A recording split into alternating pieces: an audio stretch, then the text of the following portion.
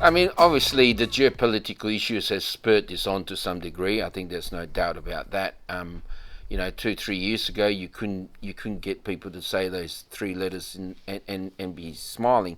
But how do you see that moving forward? I mean, it is going to be important because that is the rare earth market. You want to say?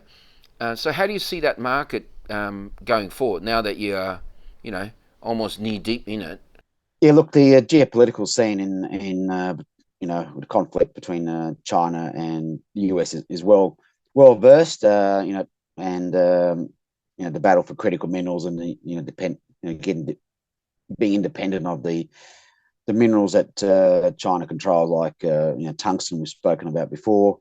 Rare earths very much is classified in the same way, and China is trying to, I suppose, control that market by going downstream further. So you don't buy rare earths, you buy a finished product. And the West if you like, is not positioned in terms of technology to produce permanent magnets. So it needs to catch up to achieve that. And demand is going to be like maybe potentially two separate markets. So where the markets sort of work their way out is a little bit crystal ball gazing to determine where that may land.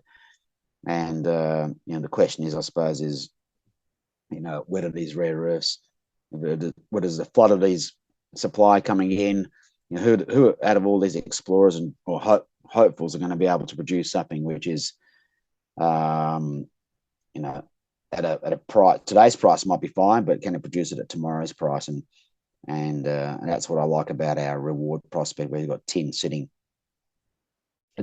Yeah, adjacent to the rare earth, so it's not dependent on that, and that provides, if all of a sudden the price is higher than rare earths, do we still dig it out? Well, we're digging it out anyway, so the answer is yes. So those companies will have that opportunity.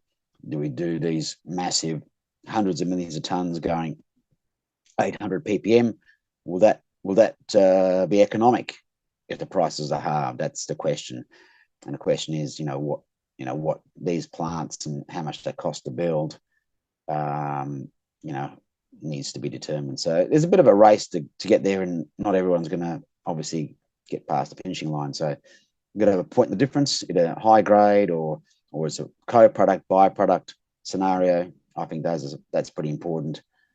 Um, yeah, I suppose we will continue to learn. It's exciting at the moment, and some companies are going to come out with some pretty special results. It's a matter of turning that into an economic resource at future prices with all those capex obviously implications for the bottom line.